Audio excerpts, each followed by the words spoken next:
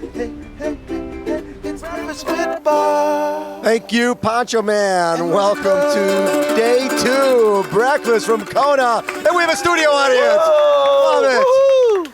My name is Bob Babbitt, and we are presented by Active, #inspired to race. Our sponsors are Timex, Rudy Project, GoPro, MPA Graphics, Lava Magazine, and of course, Babbittville Radio. Our next guest, the two-time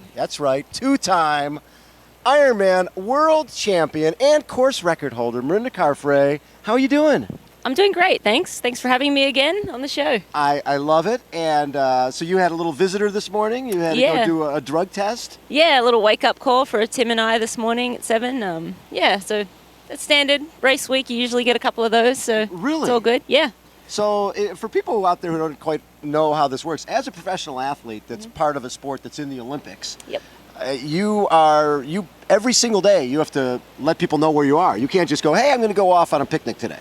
Yeah, you need to dedicate an hour of every day of your life that they can and a place that they can find you. So you need addresses and the rest for the coming 3 months, basically. So you need to submit whereabouts every quarter. Yes. And give where you think you're going to be for the next 3 months. Obviously, things change, and you can log in and move that time slot around or move the address if you're going to be somewhere else. But it takes a little bit of spontaneity away from life. But it's part of being a professional triathlete. I'm married now, so there's not so much spontaneity. When I was a little younger and maybe going out a little more and things changed then. But now that I'm married, I'm pretty locked into a schedule, so it's easier. Exactly. So you won the race once in 2010. Winning it the second time, was it different? Did it change things for you?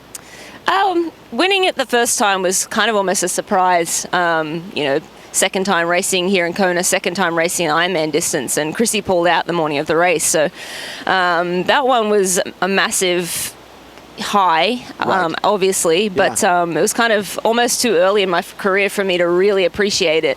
That's not to say that I didn't appreciate it, because I absolutely did. But that second win in 13, after having 11 coming second, and in 2012 having some nutrition issues, and then finishing third, coming back in 13, it was great. And to take the course record, I mean, that sort of hits at home that I'm deserving of a world title and to wear that crown. I think there's still a lot of critics after 2010 saying, if Chrissy was there, or she got lucky, and I just wanted to show people that, Chrissy there or not, I think I'd be a contender for the title. Exactly. And when Chrissy came back and won it in 2011, then I was like, okay, so let's see if Mirinda can come back and do it again. In 2012, you didn't have your best race because of nutrition. Then last year, what I love is when people change, right? Mm-hmm. Everybody knows what a phenomenal runner you are, and you ran a 250 and broke the course record with that too.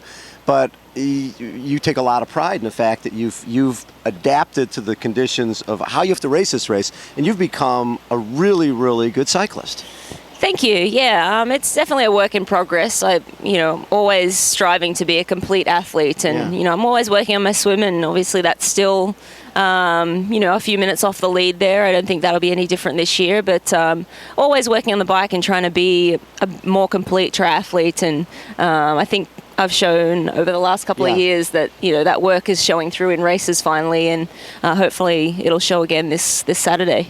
I think there's also I think what you've done is so important, because I think it's really tough to always be pretty far back off the bike, right? Being 10, 12 minutes. I think there's a point of diminishing return as an athlete where you're going, oh my God, I'm 12 minutes back. But for you, it's like, oh, I'm 6 minutes back. I'm 7 minutes back. That's got to be exciting, knowing that, okay, I don't have to make up 30 seconds a mile. Yeah, it's never nice to get off the bike and know that there's 5-10 minutes. I mean, the women that are getting off ahead of me all can run, and on their given day, they can go under 3 hours. And I mean, for me to win, I know I need to basically, have a monumental effort. So it's still great, to come off the bike closer and closer. I'd love to be even closer to the front girls for sure, but honestly, my whole career I've come from the back and had to work my way up because, terrible swimmer, and it's always been the style of racing, so I don't really know any other way. Yeah. So Rachel Joyce, Rachel Joyce, you last year ran by her and won here. Then in Challenge Roth, did the same thing. She's a hell of a competitor. And what's the relationship there? Because it seems like in Roth, I think you guys decided, hey, not more than once a year. This is too tough on both of us. Yeah, Challenge Roth was just deja vu from Kona. I think it took me a little longer in Roth to catch her than it did here in Kona. But yeah, I sort of ran past her and said, I'm never racing you again outside of Kona. I can't go here mentally. It's too tough. It's too tough. I mean, this distance is, it's a tough day. And when you have the best of the best, you have to race them more than once in the year. It's tough mentally to get up for. But having said that, Rachel, I think there's a mutual respect between the two of us. I like the girl as a friend. Sure. In the off season we hang out a lot. Certainly leading into Kona the last few months, I haven't seen her at all. We both live in Boulder. That's hard, right? It's hard to be friends with somebody and race somebody. Yeah, I mean, yes and no. I mean, for me, I just go out there and try to focus on myself and race and get to the finish line as quickly as possible. I'm not thinking about the other girls while I'm racing. Just you. You just focus on what you're doing. You One have foot to. in front of the other. Absolutely, you have to. If you're caught up worrying about what everyone else is doing, you're never going to get the best performance out of yourself. So I find that if I just try and focus on myself, shut those other girls out, and get my best performance on the day, then I can be happy with that. And if that means that I don't win, then at the end of the day, hats off to whoever gets to take that title. So your build up to this year has been different than other years. Usually you don't do another iron distance race in the middle of the season.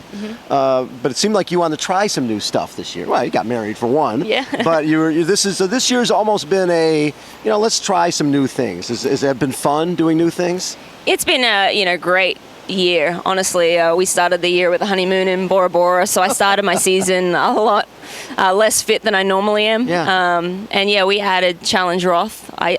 After 5 years of the same formula, which was fantastic here in Kona. It worked very well. I just felt that I needed to step away from that and those same races and do some different races. And Challenge Roth is just one of those bucket list races that I wanted to do at some point in my career. And why not after winning Kona last year? Why not now? Well, I'm in great shape and could contend for the win there. So I just wanted to try some different things. I had an absolute blast at Challenge Roth.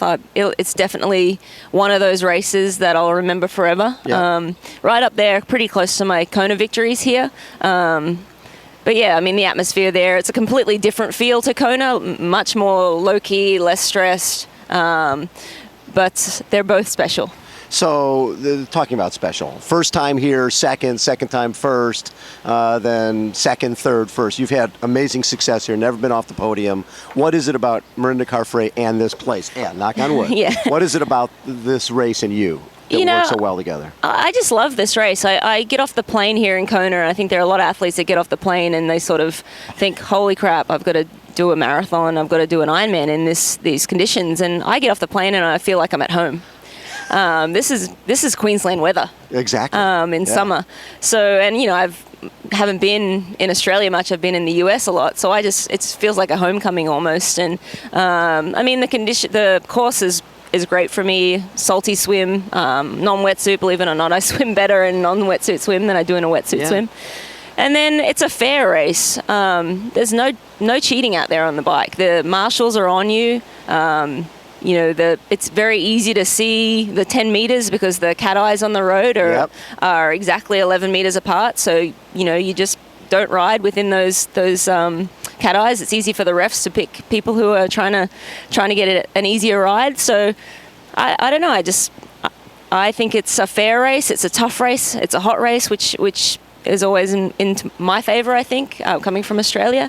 And also, I just get excited for the biggest stage. So last year, Timothy took fifth. You win, and I still remember Timothy standing at the finish, and sort of the look in his eyes of, I think I know what's coming. And all of a sudden you launch from a few yards away, and he's got to catch you. What were you thinking? Well, his legs were going to be a little wobbly. Yeah, I crossed the finish line, and the last 5-10 miles of that race, your people get you to that finish line. So I'm thinking about Tim, my mum, my coach, my managers, all the people that are going to be there at the finish line. So when you cross that finish line, all you want to do is embrace them. You want them to be there, and they were kind of all off to the side, so they get the finish line photo. But then I'm like, what are you guys doing over there? So I'm like, well, if you're not coming to me, I'm going to come to you. And the thought passed through my mind that, okay, we might be going down here, but I didn't care. I was like, whatever, I'm coming for you, buddy. You better be ready. You better be ready. So this week, I think we talked about this before. You and Timothy are on different. When it's race week, it's sort of like ships passing in the night. You're doing your thing. Timothy's doing his thing. How do you balance that? You're both professional athletes. This is the most important race on the planet. You both want to win. How do you balance that and Mirinda and Timothy time? It's not really much about Mirinda and Timothy time at this stage of the year. We do stay together and certainly, have time at night to talk over our days or whatever. But for the most part, we're just focusing on the race at this point and just trying to get ourselves mentally and physically ready for that day. Our schedules are completely different race week. So he's doing his thing, I'm doing my thing, and we're just trying to get to the race ready to go. So 2 wins. There's not a lot of people who've won, more than that. Mm-hmm. What would it mean for you to come down to Lee Drive for your third Ironman World title? It would be amazing. I've been training for this day pretty much all year again. Yeah. And I'd love to take another title. Love it more than anything. But above and beyond that, I think for me, I'm really excited for Tim. And again, we said earlier, we're getting each other sort of focusing on ourselves. But I'm excited for his, 4th attempt here at Kona. I think he's in really good shape. I'd love to see him take the title. I think I'd almost be more excited if he was able to win than myself at this point, since I've been able to experience it already. Yeah. But, obviously, once the gun goes off, I'll be all business taking care of my day. It's interesting because when Timothy hired Mark Allen as a coach, the statement is, I need an Ironman coach. This is the most important day, and I need someone who knows it. Who better than 6-time Ironman World Champion? Have you seen a change in Tim from working with Mark? He's just been super relaxed and just confident.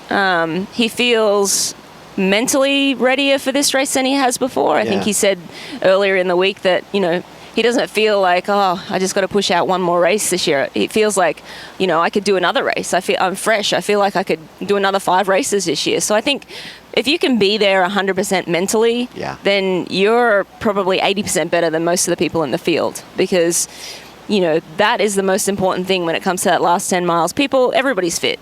Everybody's strong. And everybody's ready for this. This is the most important race of the year. Yeah, and if you mentally are ready to go to that place where that deep dark hole and push your body beyond those limits, then that's the person that comes out on top here every year. And I think he's there. So I don't want to jinx him. I hope he. Yeah. But I think he's in really good shape. I think he could definitely stir some feathers for sure on race day. I love that. Mirinda, thank you so much, especially after drug testing and coming down and still being such a class act, which you always are. I love it. No worries. My pleasure. Thanks for having me. 2-time Ironman World Champion. Our audience, is she the very best? Yes, she is. Sponsored by Chocolate Milk, by the way. Did we know that? Yes. So she has always, recovery is there. Again, this is Breakfast from Kona. My name is Bob Babbitt. We are presented by Active, #Inspired to Race, brought to you by Timex, Rudy Project, GoPro. We got our second camera, our GoPro camera today. MPA Graphics, the official graphics group of USA Triathlon, Lava Magazine, and Babbittville Radio. Poncho Man, take us out.